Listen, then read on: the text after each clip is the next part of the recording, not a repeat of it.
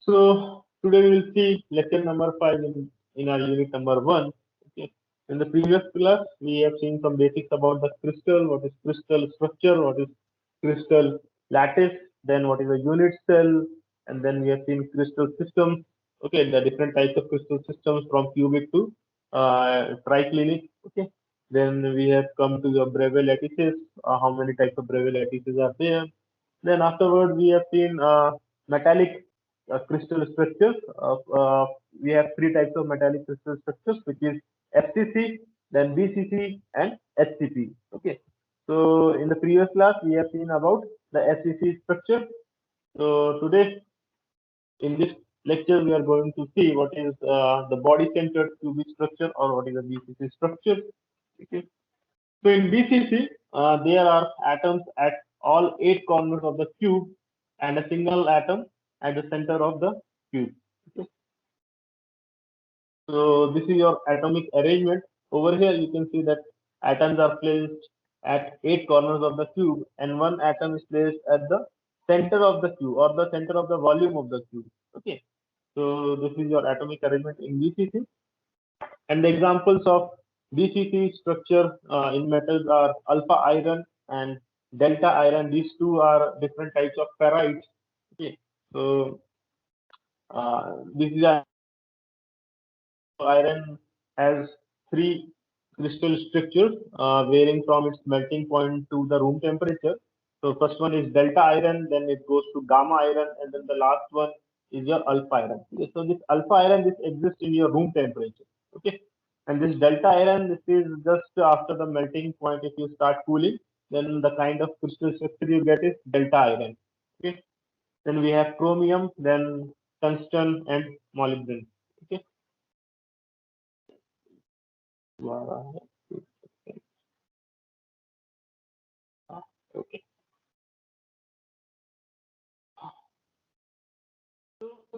The atoms at each corner are shared with 8 unit cells, as we have studied in SSC also that a corner at corner the atom is shared with 8 cells. Okay, and a single atom in your BCC it is located at the center of the unit cell. So what is going to be the number of atoms in a unit cell? This is going to be 8 into 1 by 8 plus 1, that is 2. Okay. So this diagram, okay, I think this is your diagram of BCC.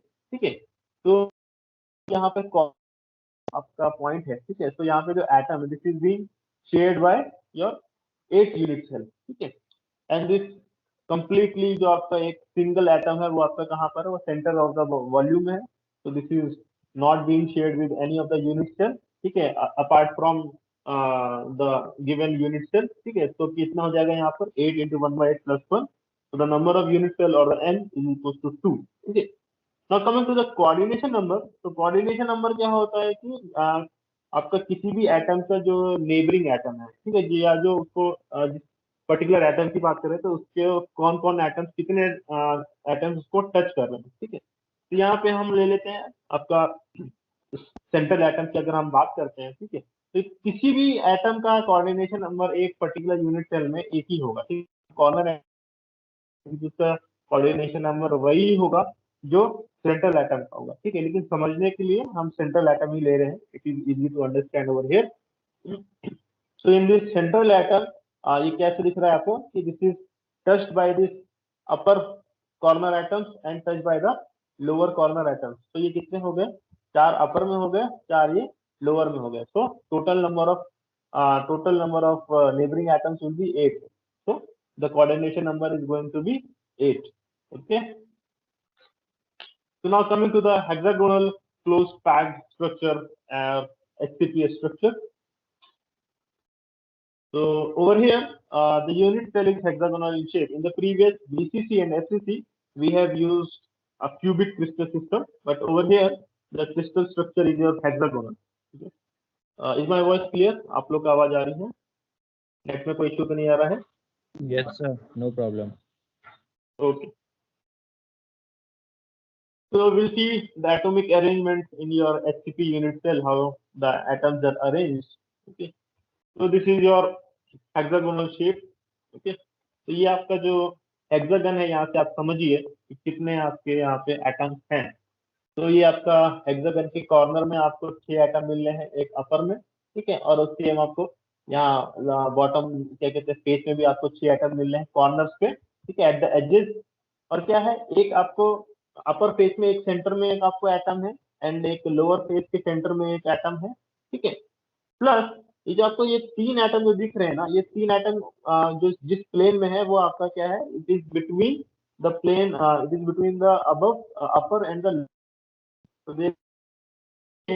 which contains 3 atoms and which is between your lower plane. तो यहाँ पे कितना atomic arrangement समझ में आ रहा है आपको? तो 6 is in the hexagon in the upper and the lower face, and there is one central atom again in the upper and the lower face, and then we have 3 atoms in a plane which is in between the lower upper and the lower face. Okay, तो ये जो C है, this is your depth of the this hexagonal structure, and this A is your edge length of this hexagon, ठीक है। जो C by A का जो ratio होता है वो यूजुअली 1.633 होता है, ठीक है। This is not in like in every HCP structure, ये मतलब इट में वेरी, ठीक है, थोड़ा बहुत वेरी कर जाता है। तो यूजुअली जो हम लेते हैं, ये आइडियल केस में जो हम लेंगे दैट इज 1.633, ठीक है। In some of the cases it may be different, like in example if you take cases of zinc, तो जिंक में थोड़ा सा अलग हो जाता है यहाँ पर C by A ratio, okay. So अभी हमने देखा था कितना था, अगेन यहाँ पे समझ लेते हैं उसी को। The top and bottom spaces of the unit cell consist of 6 atoms that form the regular hexagon, okay, and they surround a single atom at the center of the face, ठीक है। तो अपर एंड लोअर फेस में आपके 6 corner atom होंगे और एक centre atom होगा, and between the top and bottom planes a plane is situated such that it provides 3 additional atoms to the unit cell, okay. So there is a plane in between the top and bottom, okay, which is having 3 additional atoms, okay. So example of HCP structure in a metal is zinc, cadmium, cobalt, magnesium, and titanium, okay. So let's understand the number of how many number of atoms are there in this HCP unit cell. Okay, so the corner atoms are shared with 6 unit cells. Okay, and the atoms at the face center are shared by 2 unit cells. Okay, so just to understand, let me take this diagram.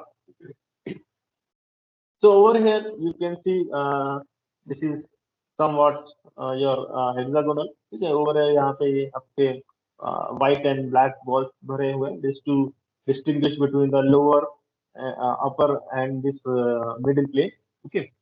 तो अभी आपको देखते हैं, अगर हम corner atoms की बात करते हैं या अगर कॉर्नर वाला अगर बॉल की हम ले लें, ओके, इसकी हम बात करेंगे, तो ये आपका कहाँ कहाँ पे शेयर कर रहा है। एक तो ये खुद अपने इस सेल में शेयरिंग हो रहा है इसका, ठीक है। एक शेयरिंग क्या आ रहा है, एक शेयरिंग आपका इस प्लेन वाले में आ रहा है, सॉरी थोड़ा स्ट्रेट नहीं हो रहा, इस प्लेन में आपका शेयरिंग आ रहा है, इस वाले प्लेन में, ओके। एक आपका इस प्लेन में बैक साइड में जो है आपका है इस साइड से, ठीक है। एक आपका शेयरिंग कैसा रहा, इस साइड वाले क्या कहते हैं जो आपका फेस है, यहाँ पर एक यूनिट सेल लगा हुआ इससे शेयर कर रहा है। एक यूनिट सेल आपका जो इस साइड वाले फेस में होगा वहां पे करेगा। अभी ये कौन से हैं, ये इसी प्लेन पे है, ठीक है, इसी क्या कहते हैं टॉप सरफेस के ही सेम क्या कहते हैं टॉप सरफेस वाले सेम एडजेसेंट प्लेन पे है, ठीक है। तो ये 3 सेल हो गए। अब इसके ऊपर आप एक यूनिट सेल और इसके ऊपर ऐड कर दीजिए, ठीक है, इसके ऊपर एक यूनिट सेल और ऐड हो गया, तो ये अपने ऊपर वाले यूनिट सेल से एक शेयरिंग करेगा, ठीक है। और ये अपने वाले यूनिट सेल के ये साइड वाले क्या कहते हैं यूनिट सेल से भी करेगा और इस साइड वाले यूनिट सेल से भी करेगा। तो ये 3 नीचे हो गए और 3 ऊपर हो गए। तो यहाँ पे क्या लिखा था, corner atoms are shared with 6 unit cells, okay.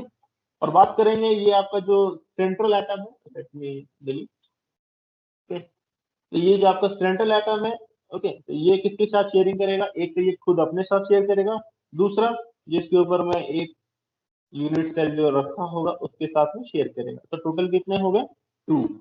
Okay, so the phase center atom is shared by 2 unit cells. इस समझ में आया? ठीक है, how the sharing of atoms is taking place. Okay, then the number of atoms in a unit cell, how you will calculate. So the corner atom is shared with 6 unit cell. ठीक है, अभी आपके corner atom जो है 6 unit cell से share कर रहा है. ठीक है, तो कि कितने आपके कितने कॉर्नर एटम्स है? तो 1 है, 2, 3, 4, 5, 6. ठीक है, 6 अपर में है एंड अगेन 6 आपका लोअर में है एंड बैक में 2 और. ठीक है, तो 6 अपर 6 लोअर में आपके कॉर्नर एटम्स है, तो कितने एटम्स हो गए कॉर्नर में? 12 हो गए. ठीक है, कैसे शेयरिंग होगा? 6 के साथ शेयरिंग होता है, तो this is going to be 1/6. तो 12 into 1/6 प्लस आपके पास में जो फेस सेंटर्ड कितने आपके पास में यहाँ पे बहुत दिख रहे हैं आपको? 2 दिख रहे हैं, मतलब 2 एटम है फेस सेंटर, तो it is 2 over here and it is being shared by 2 unit cell, so we are going to divide by 2 or multiply by 1/2. Okay, then plus 3 कैसे? ये जो आपके जो प्लेन है, जो बिटवीन में आपका अपर एंड लोअर प्लेन के बीच में जो एक दूसरा जो तीसरा प्लेन है जिसमें 3 सेल है. ठीक है, तो ये अपने ही सेल के साथ में इसका क्या कहते हैं शेयरिंग है, मतलब ये अपने ही सेल के अंदर है, ये किसी और दूसरे सेल के साथ शेयर नहीं कर रहा. तो ये पूरा का पूरा आप 3 लिखेंगे यहाँ पे. ठीक है, this is going to be 12/6 plus 2/2 plus 3. So this is total is 6. Okay, so the number of atoms in a HCP unit cell is 6.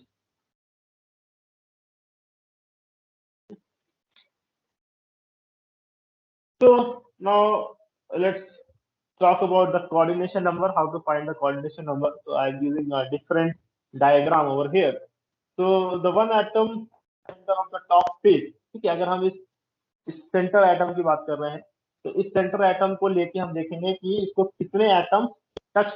ठीक है, तो उससे हमें पता चलेगा कि क्या आपका कोऑर्डिनेशन नंबर है एचसीपी का. ठीक है, तो यहाँ से आप देखिए इस डायग्राम में. ठीक है, तो ये आपका जो सेंट्रल एटम है, ठीक है, अपर फेस में ये जो सेंट्रल एटम है, तो किससे टच कर रहा है? एक तो कॉर्नर एटम से 1, 2, 3, 4, 5, 6 कॉर्नर एटम से टच कर रहा है. ठीक है, प्लस ये क्या कर रहा है?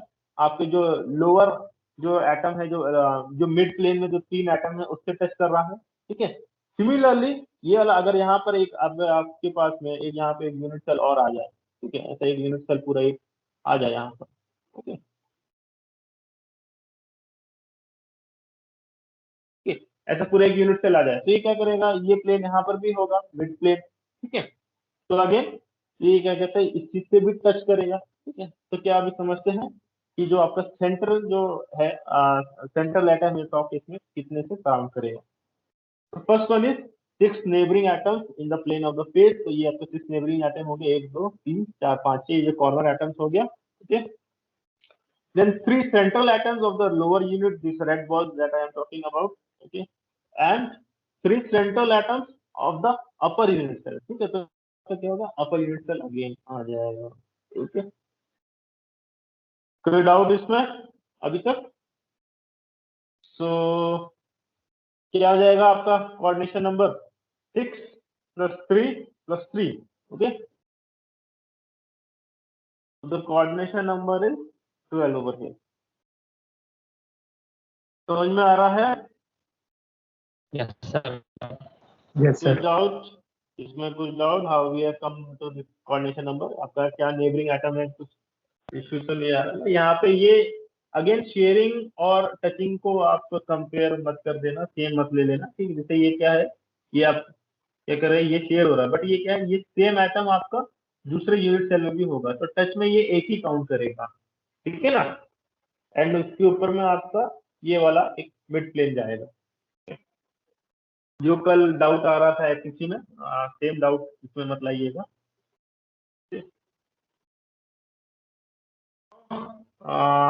Coming to the atomic packing factor or APF. So this APF, this is a fraction of volume occupied by all atoms in a unit cell to the total volume of the unit cell. मतलब अगर हम बात करते हैं BCC के, okay, तो BCC में आपका टोटल क्या कहते हैं, कितना एटम होता है आपके पास में? 2 एटम होता है. ठीक है, जो अभी आपने कैलकुलेट किया है, स्मॉल n इक्वल्स टू 2. ठीक है, तो क्या करेंगे, वो जो 2 एटम है वो पूरा एक यूनिट सेल में कितना वॉल्यूम आपको क्या कहते हैं वो यूज कर रहा है, ठीक है, इन तो that is going to be your APF, ठीक है। मतलब एटम जो यूनिट सेल के अंदर में कितने क्लोजली पैक्ड है, ठीक है, मतलब वहां पे गैप कितना कम है, ठीक है। तो गैप जितना कम होगा एपीएफ उतना ज्यादा होगा, ठीक है, या एटम जितने क्लोजली पैक्ड होंगे उतना ज्यादा आपका एपीएफ होगा। तो लेट्स सी द फॉर्मूला। तो APF is the volume of atoms in a unit cell, unit cell. In case of a simple cubic unit cell, the APF is 0.52. So this is minimum. Okay. So सबसे loosely packed जो होता है आपका simple cubic cell होता है. Then comes BCC and then comes the FCC. Okay. तो देखेंगे एक एक करके। बात करते हैं FCC यूनिट सेल की। तो उसका APF या एटॉमिक पैकिंग फैक्टर कितना होगा? Okay. So this A we are taking it H, तो edge length is nothing but ये जो आपका इस पॉइंट की जो डिस्टेंस है this is your edge length, और ये कह सकते हैं क्यूब लेंथ, ठीक है। And R is the radius of the atomic sphere, तो ये जो है आपका this is your R, okay, this is your R and this is your A, okay. So now we are going to find the relationship between A and R. तो ये आपको आ गया है 2√2R, ठीक है, A इक्वल्स टू 2√2R। अब ये कैसे निकाला, ठीक है, तो इसके लिए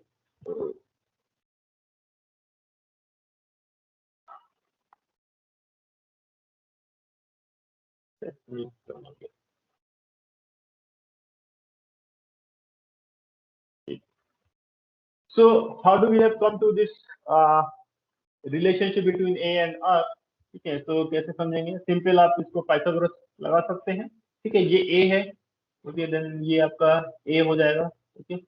दिस इज, इन दोनों के बीच में कितना है 90 डिग्री है, और ये आपको क्या मिल रहा है यहाँ से, ये हाइपोटेन्यूज आ रहा है, ठीक है।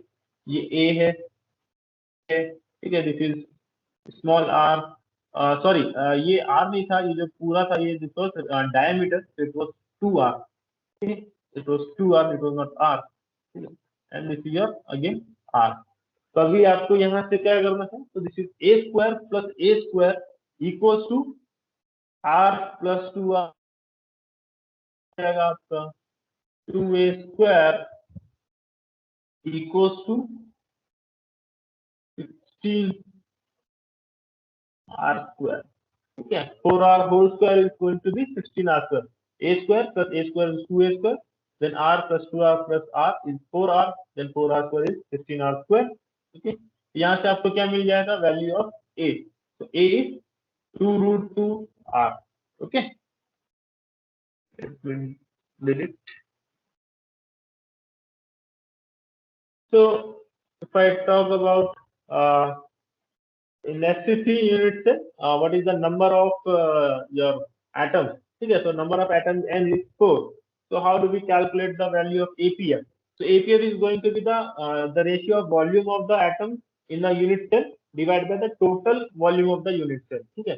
तो यहाँ पे एटम कितना है, 4 है, तो we will multiply 4 into and we are taking this atom as a sphere, ठीक है। हमने यहाँ पे क्या लिया, रेडियस ऑफ एटॉमिक स्फीयर।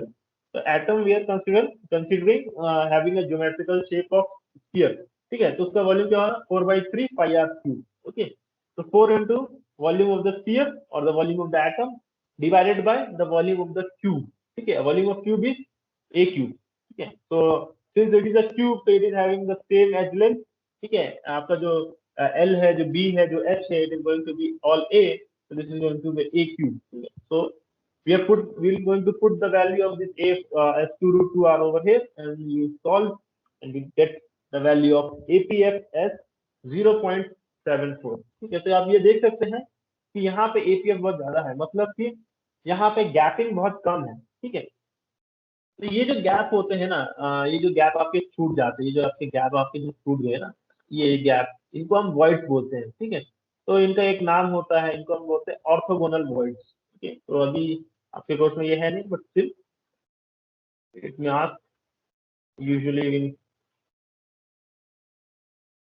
सो मैंने एग्जाम, छोटे छोटे एग्जाम्स होते हैं, अगर आपको कभी देना हो, ठीक है। तो ये काफी बुक्स में मिलते नहीं है दिस डेटा, ठीक है। तो ये जो आपके वर्ड्स हैं, this is known as orthogonal word.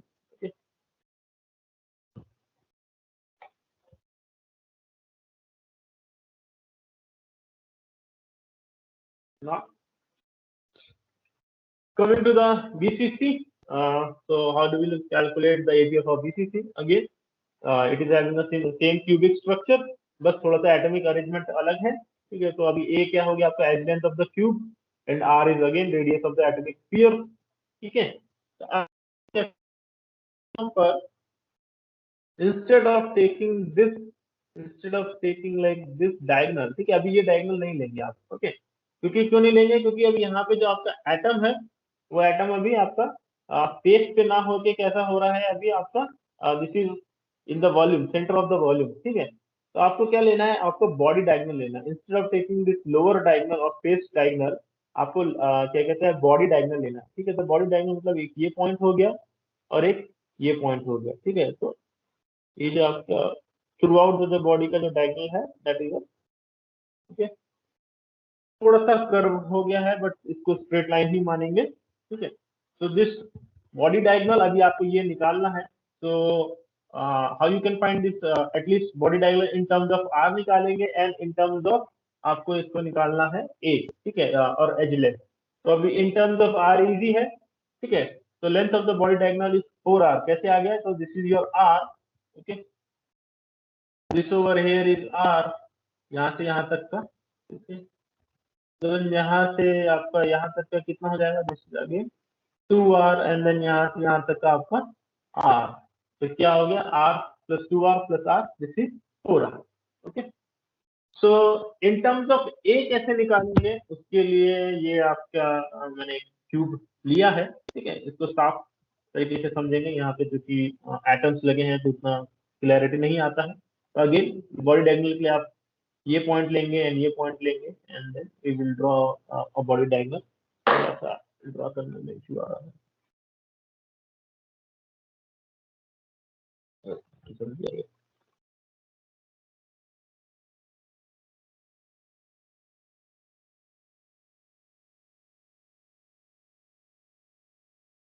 Okay. तो ये जो बॉडी डायगोनल है, ठीक है, अब देखेंगे इसको एज लेंथ में कैसे लेंगे। तो आप एक एज लेंथ ये ले लीजिए, just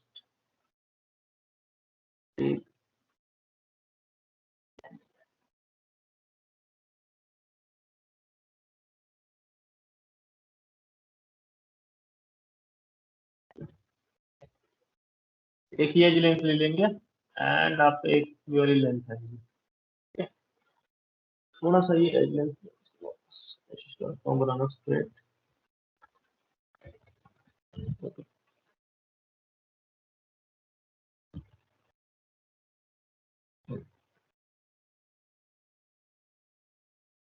so this edge length, okay. तो ये जो एज लेंथ है और आपका ये जो आपका क्या कहते हैं, जो अपर फेस का जो डायगोनल है, ठीक है, इनके बीच में एंगल कितना होगा, कोई बताएगा, एनीवन? ये एंगल कितना होगा, इस angle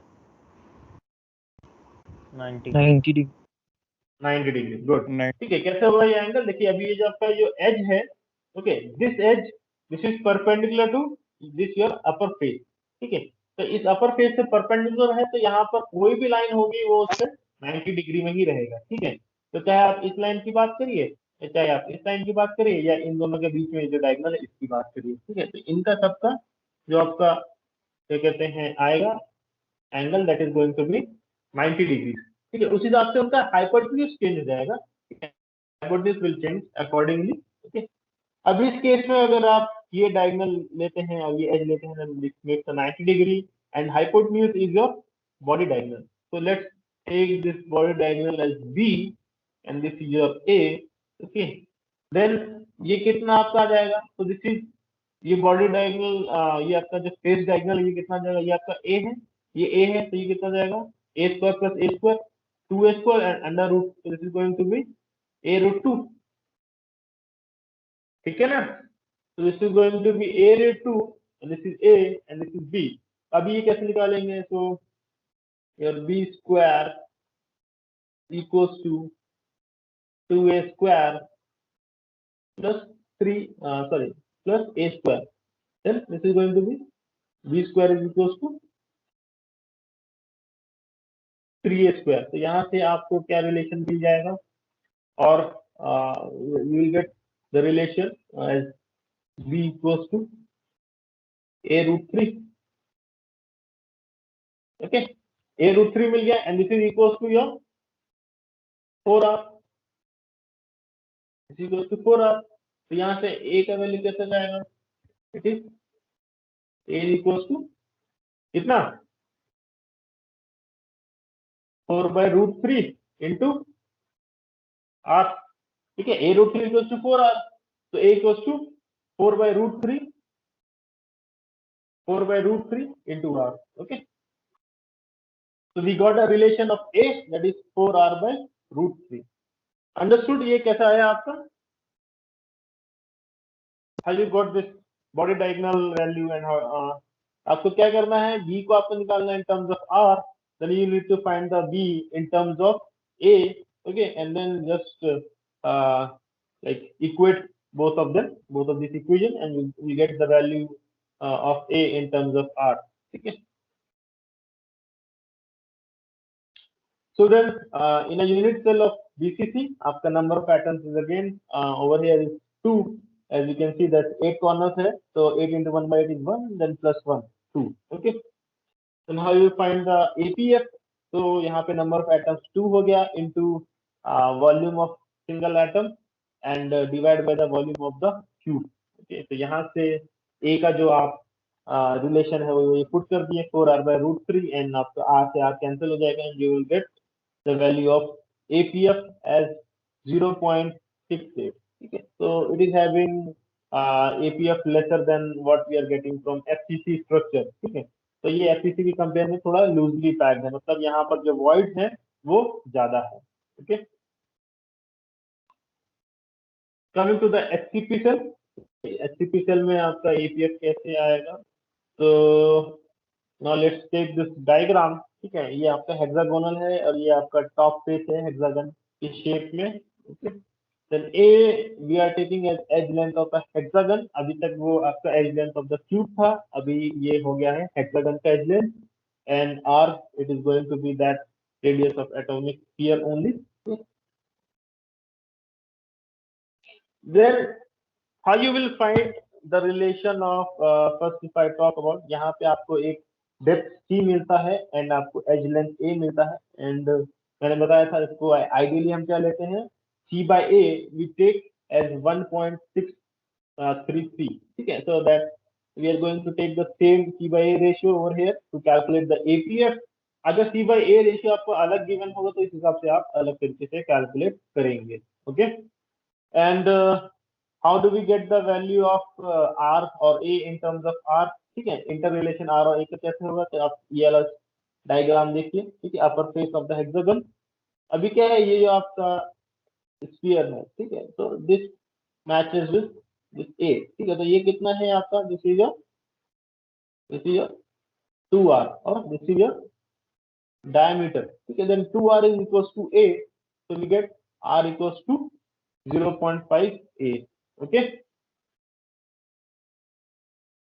then how much is the value of n, or the number of atoms in a unit cell? That is 6 in case of a HCP. Okay, then APF कैसे निकालेंगे, again total volume of your atoms divided by the total volume of the unit cell. तो यहाँ पे number of atoms 6 है, तो 6 से multiply करेंगे किसको, volume of the cube, sorry volume of the sphere. ठीक है, या वॉल्यूम ऑफ द एटम.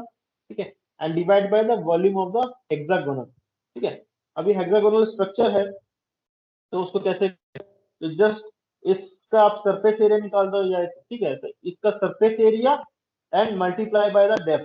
ठीक है, तो इससे क्या मिलेगा आपको, वॉल्यूम मिलेगा. ठीक है, तो सरफेस एरिया कैसा है, surface area of hexagon, regular hexagon formula है, that is 3√3/2 into a edge length of the hexagon. Abhi depth is c, then so we'll multiply this c. Okay, then just put the value of a in terms of r and value of c again in terms of r. पहले आप c को a में convert करेंगे, then इससे आप वापस r में convert करेंगे. तो आपको क्या है, you will get your APF in terms of hours and they will cancelled out. ठीक है, तो यहाँ से आपको एपीएफ का वैल्यू आया है 0.74। So this APF of FCC and FCC, that is face centered, and HCP, that is hexagonal closely packed cell, okay, they have the same value as 0.74। okay, इससे ज्यादा APF किसी भी सेल में नहीं होता है, मैक्सिमम इज 0.74 ओनली। ओके, यहाँ तक कोई दिक्कत किसी को, फॉलो कर पा रहे हैं? हेलो,